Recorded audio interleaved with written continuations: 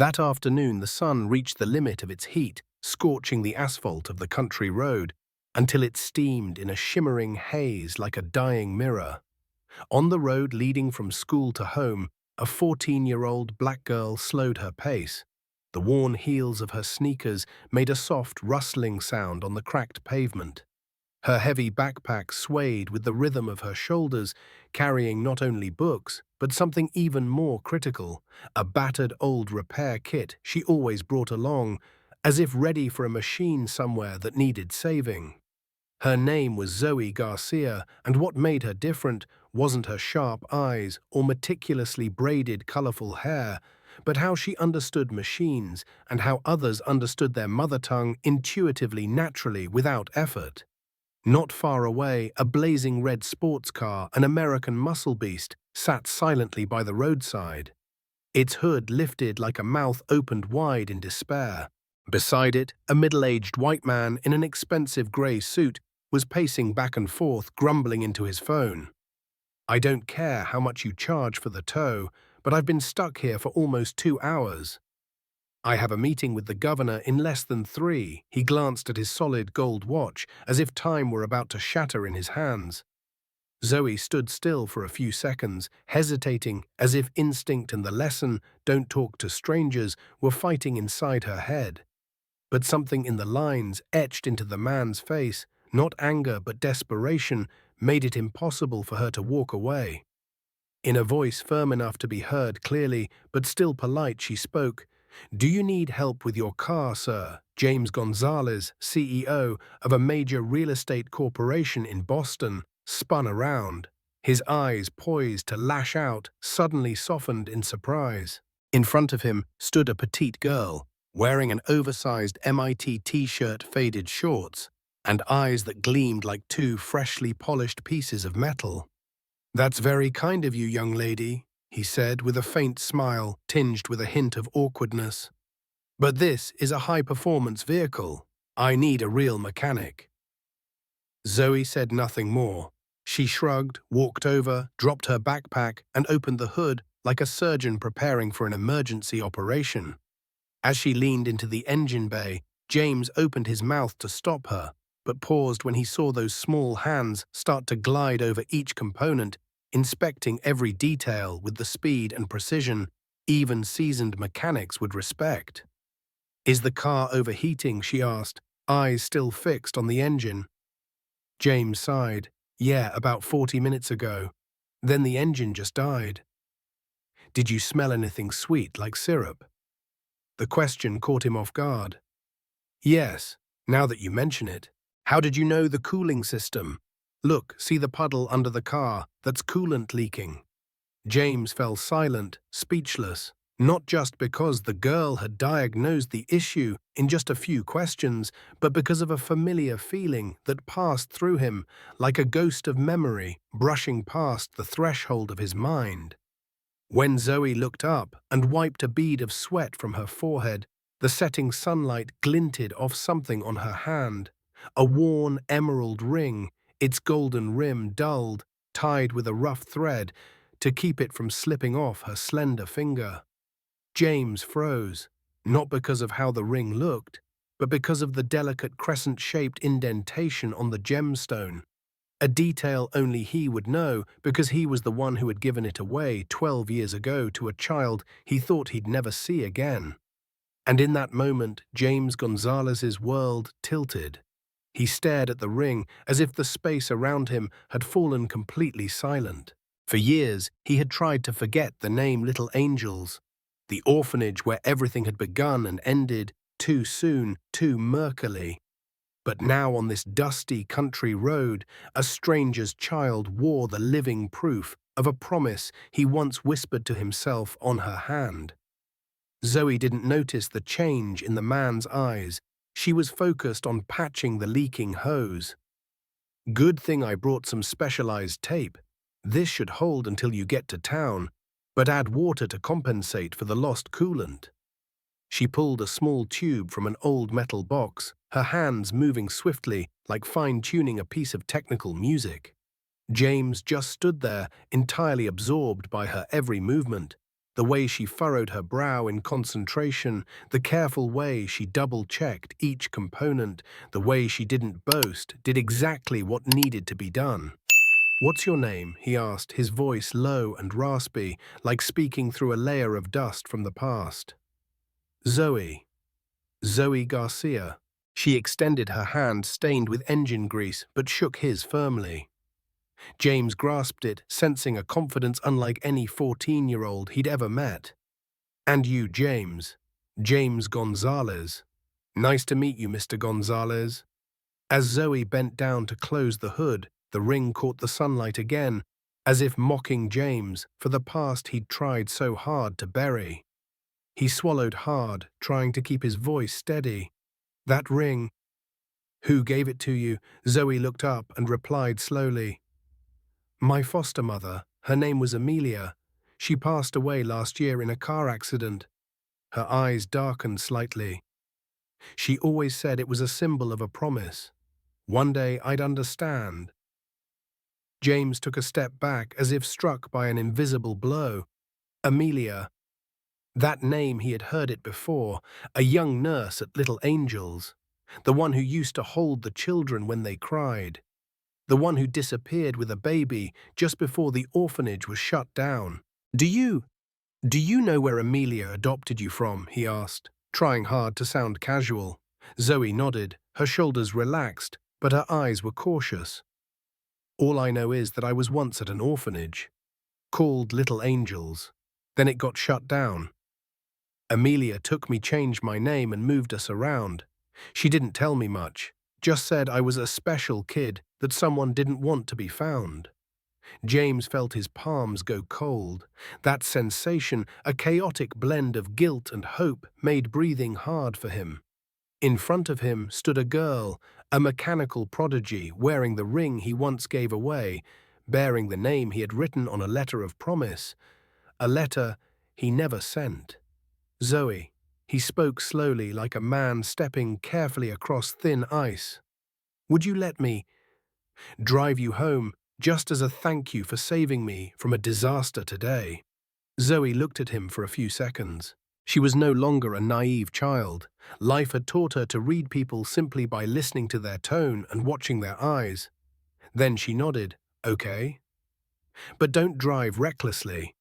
They got into the car and the engine started smoothly, thanks to the girl's touch. On the way, James drove in silence, his mind spinning deep into the possibilities this chance encounter might bring. Maybe it was just a coincidence. Or perhaps this was when all the secrets buried for the past 12 years began to rise from the silent soil of the past. The red dirt road led into a modest neighborhood where each house bore the marks of hands that had built it: old tin roofs, weathered wooden fences, and flower pots made from tin cans. Zoe sat in the passenger seat, quietly observing the man beside her. Though he tried to keep a calm face, she could still sense the unease swirling in his eyes, as if he were driving straight through his past. "What grade are you in?" James asked, trying to sound casual.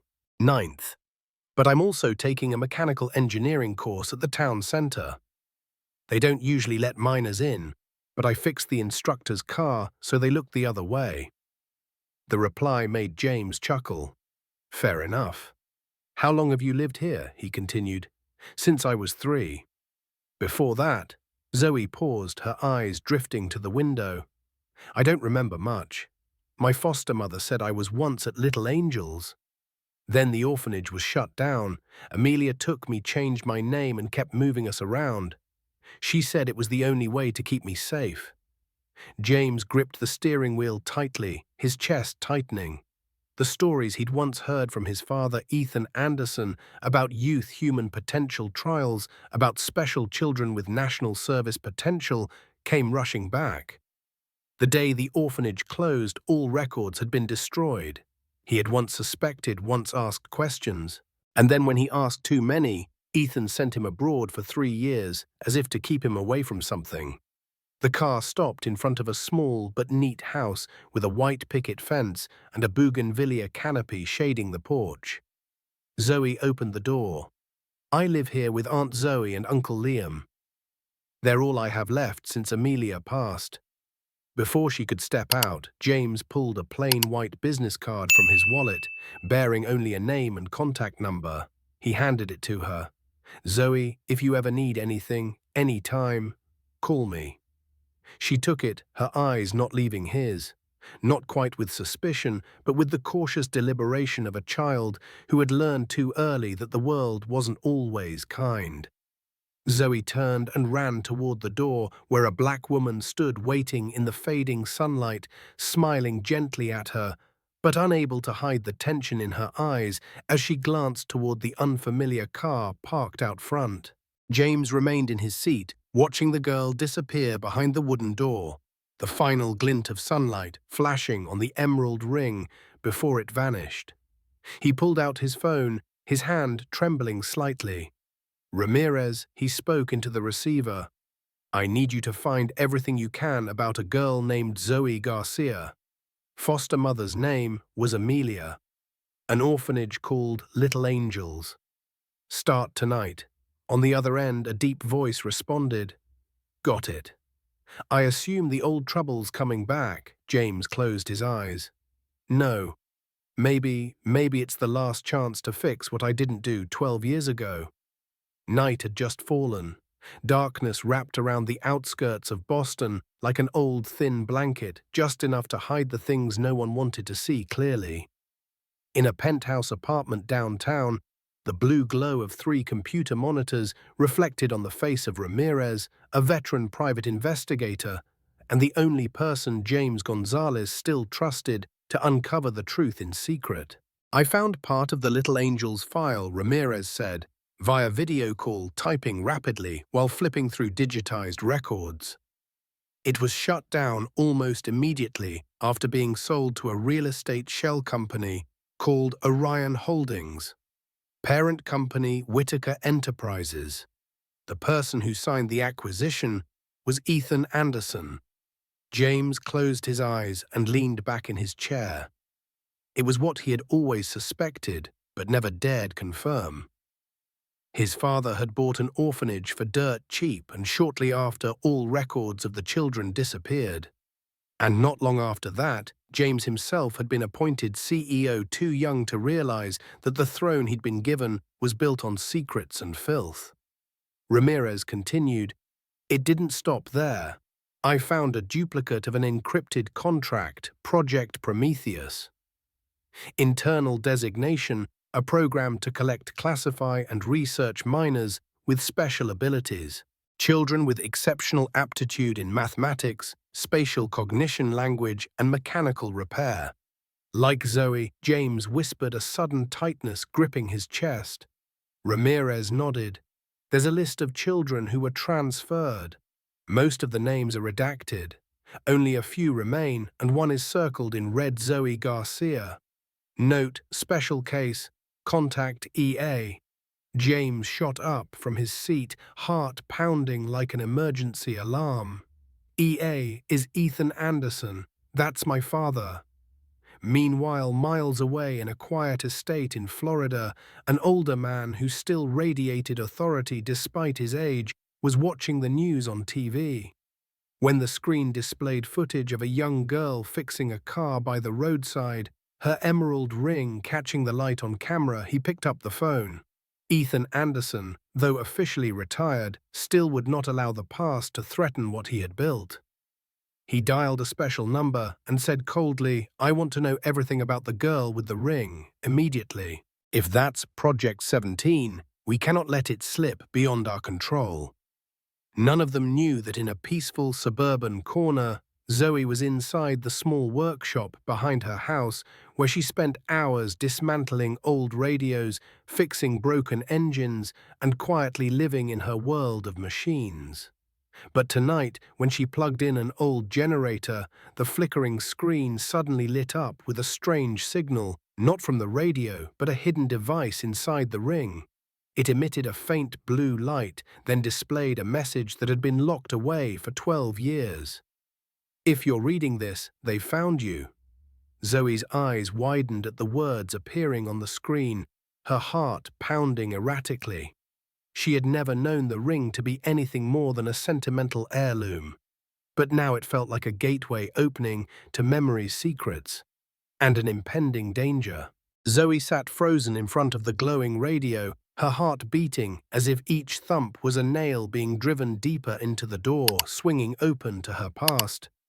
The hazy screen revealed another line, short but chilling.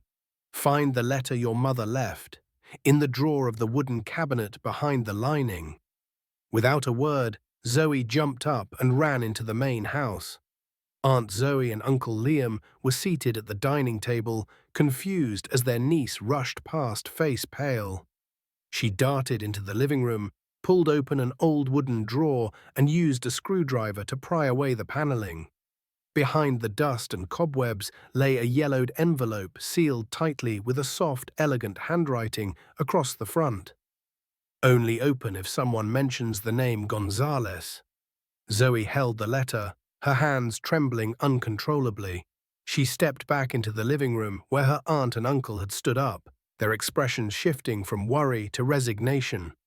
Liam placed a hand on her shoulder. "Your mother Amelia gave us that letter. She said only to hand it over when that name came up. We never thought it would be today."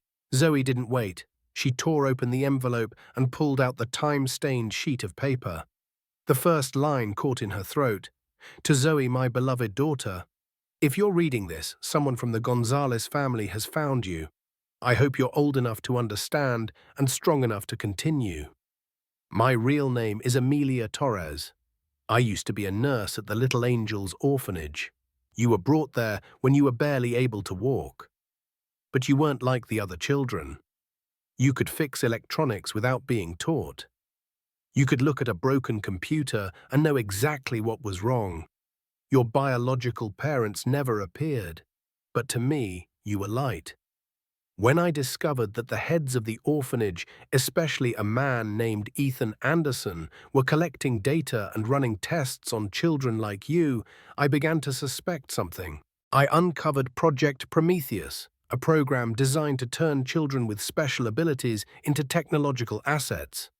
I knew I couldn't sit by and let you become a tool.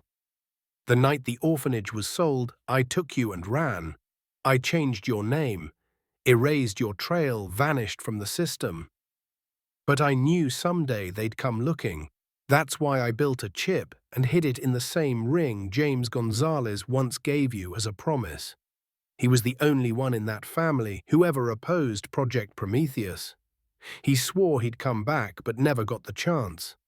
I don't know if he's a friend or an enemy, but if he's returned, maybe it means the truth is finally ready to be exposed.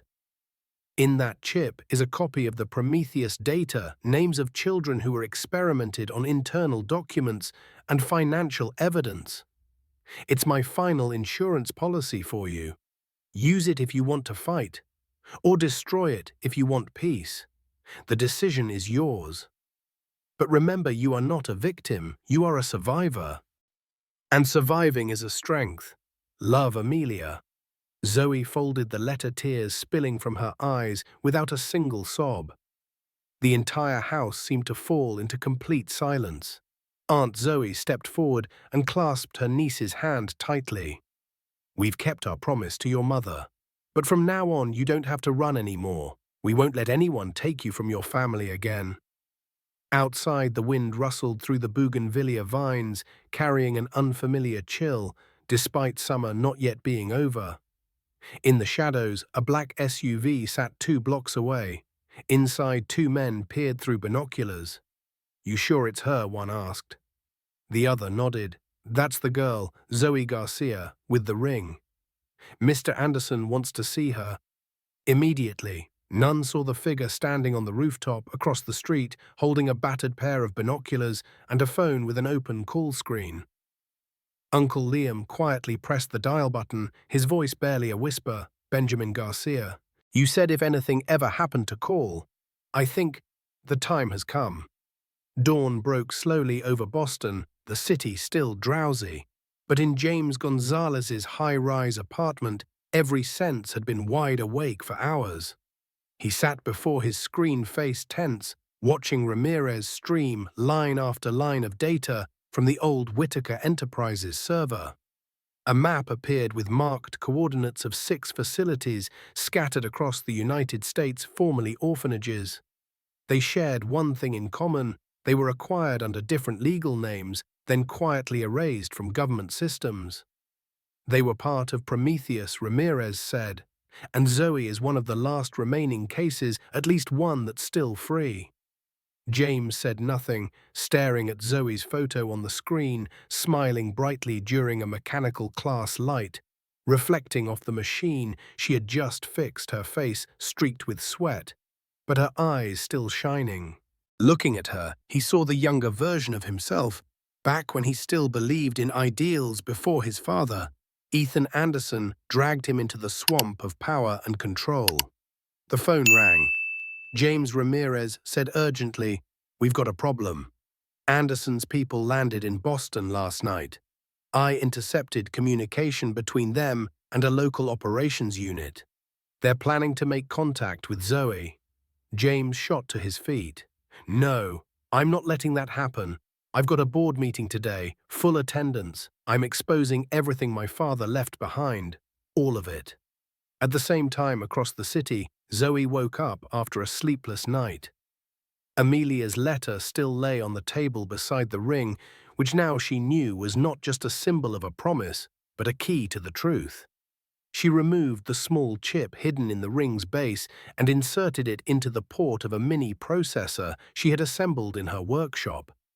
The screen came to life. Data began pouring in: files, records, videos. In one clip, Zoe saw a little girl sitting in a neuro-testing room, who was herself at age 3. A familiar voice spoke from behind the camera.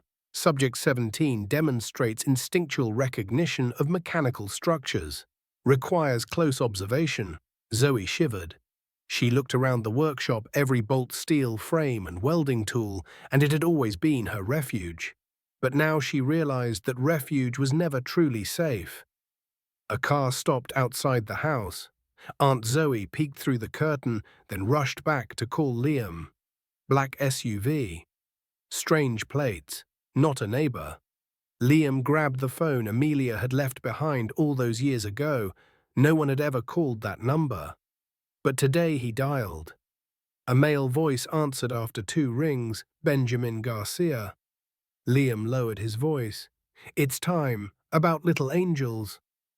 And a girl with a ring. At the same time, at the headquarters of Whitaker Enterprises, James entered the boardroom on the 50th floor, a place that had once been the fortress of Ethan Anderson's power.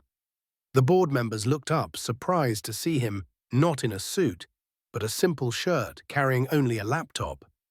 He didn't greet anyone. He powered up his device and projected onto the main screen the Prometheus files. Rows of children's faces, neurological analysis charts, and reports on strategic application potential. James stood, his eyes sweeping across the room. "I used to believe we were a company building the future. But what have we built it with? Children were experimented on, families torn apart, human beings turned into assets." An elderly board member scoffed. "James, this sounds like science fiction. There's no legal proof of any of this." James nodded, then pulled out a hard drive. "Wrong. There is, and it's already on its way to the office of U.S. Federal Prosecutor Grace Anderson, Ethan's daughter. She gave up the Anderson name because she was disgusted by what her father did." The room fell into dead silence. James turned toward the window, where the sunlight cut across the floor like a blade. "You have 2 choices. Stand with the truth, or sink with the darkness." Out on the street, the black SUV began to move. Inside, 2 men spoke in hushed tones. "You sure the girl's home?" "No. But we know she goes to school at 3 p.m. We wait." They didn't know that Benjamin Garcia had his camera lens aimed at them on the rooftop of a nearby building, streaming live to the internet, and behind him, Zoe approached quietly, holding the hard drive that carried secrets a whole empire had tried to bury for over a decade. "It's time," she said. "I don't just fix machines. I'm here to fix the truth." The boardroom on the 50th floor of Whitaker Enterprises had always been as silent and imposing as a cathedral of power, where no one dared to speak out, where every decision was sealed with money and fear. But this morning, that air of control shattered piece by piece. James Gonzalez stood in front of the giant screen, where images and files from Project Prometheus continued to scroll evidence of a silent, sweeping atrocity. Each file, each child's face, was like a slap across the faces of the suited men struggling to maintain their composure. The door burst open. A silver-haired man with a face as cold and sharp as a blade stepped in without introduction. The room froze. Ethan Anderson, the founder, the phantom behind every decision, had arrived unannounced. "I hear my son is putting on a little morality show," he said, walking in slowly, like a predator drawn by the scent of betrayal. James turned to face his father, not lowering his gaze. "I'm not performing. I'm showing everyone the truth about the children you once called extractable assets." Ethan scoffed. "Truth." He looked around, his eyes slicing across each board member. "The truth is, the world isn't built on kindness. It's built on vision and necessary sacrifice. A few children for an entire generation of defense technology. That's not evil, that's strategy." "That strategy killed people," James replied, "including Amelia Torres, the foster mother who gave her life to protect the child you called Project 17. The air in the room grew thick. Ethan paused for a split second, not out of guilt, but because the blow had struck a nerve he had buried deep. The door opened again. This time it wasn't a board member or an assistant. It was a teenage black girl wearing a mechanic's jacket holding a hard drive. Behind her were Uncle Liam and journalist Benjamin Garcia live streaming with a professional camera connected directly to social media. Zoe Garcia stepped into the 50th floor boardroom, standing face to face with the man who once wanted to turn her into a weapon. "I thought you'd be older," she said bluntly, her voice steady, her eyes locked on Ethan. Ethan squinted. "And I thought a prodigy would look more impressive." "I don't need to look impressive to expose a murderer, do I?" Zoe walked forward, placed the hard drive on the table, and opened it. Immediately, the screen filled with encrypted files and recorded footage meetings between Ethan and military doctors, psychological reports, and a black-and-white video of Amelia fleeing the orphanage with a young Zoe in her arms. The room erupted into whispers. A young board member stood up. This is beyond belief.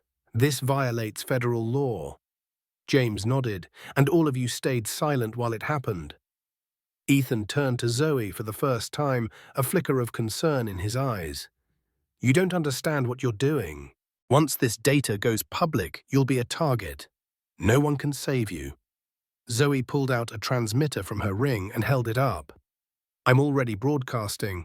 Over 30,000 people are watching, and I don't need anyone to save me. I fixed myself."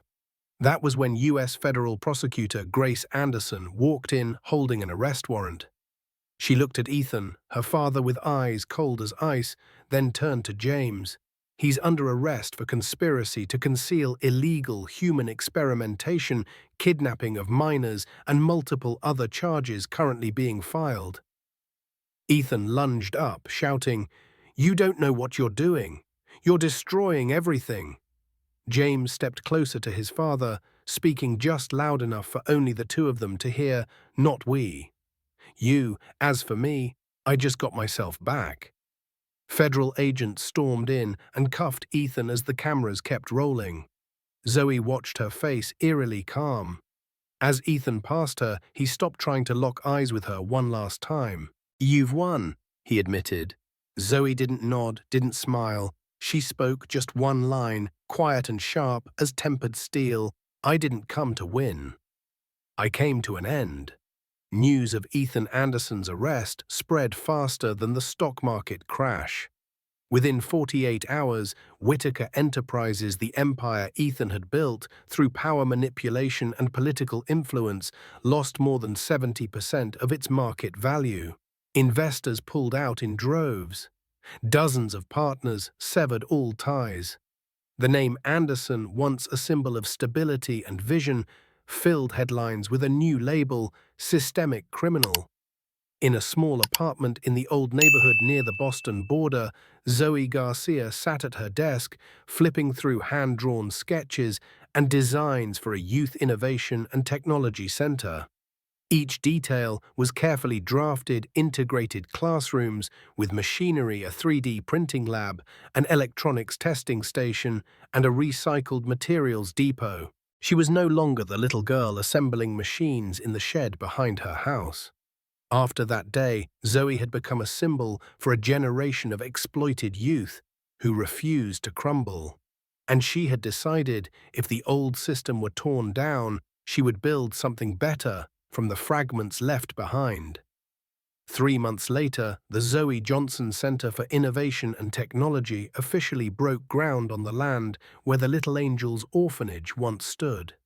Zoe chose Johnson to honor the adoptive mother who had protected her throughout her life. Standing beside her at the groundbreaking ceremony was James Gonzalez, no longer in a billion-dollar tailored suit, but a plain button-up shirt with rolled-up sleeves and a smudge of dust on his face. James had sold all his shares publicly, stepped away from the corporation, and donated his entire personal fortune to establish the New Prometheus Initiative, an organization dedicated to identifying, supporting, and protecting gifted children from marginalized communities. Prometheus is no longer in a cage, James declared. It's going to be wings. Those who once knew James were stunned. They couldn't understand why a man who had everything would choose to give it up. But Zoe understood because she was doing the same, letting go of silence and fear to rebuild from scratch.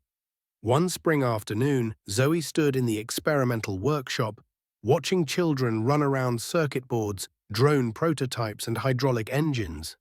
She was now 19, the holder of 3 patents with full-ride offers from MIT, Stanford, and Harvard, all of which she had declined. "You think I wasn't scared?" she said to a 13-year-old student struggling to solder a circuit. "Of course I was. But the biggest fear isn't failure. It's letting someone else write your story." At the courtyard's edge, Uncle Liam and Aunt Zoe met with instructors to plan the next cohort's admissions. They were no longer her protectors, but her partners, a family built on trust and action. Not far away, James Gonzalez spoke with young investors, not-for-profit, to raise funds for similar centers in Atlanta, Detroit, and New Orleans. The man once branded a cold-blooded corporate titan was now teaching others the first lesson of humanity. Healing can be more powerful than punishment. Inside the center's great hall, Zoe took the stage during the first graduation ceremony of the 2-year program. The inaugural 12 students' kids from disadvantaged families and forgotten systems were now graduating with scholarships, job offers, and belief in themselves. "When I was 14, Zoe began, I fixed a car on the side of the road. That small act brought down an empire. But what matters isn't what I destroyed, but what I chose to build after." James clapped quietly in the back row. No one saw the red in his eyes. A week later, Zoe received a handwritten letter. The sender, Victoria Anderson, daughter of Ethan, who had renounced her family name and now served as a federal prosecutor. "Thanks to your evidence, we've shut down 5 more facilities like Little Angels. 37 children have been rescued. Some have abilities like yours. When you're ready, we'd like you to meet them." Zoe read the letter and handed it to James, Liam, and Aunt Zoe.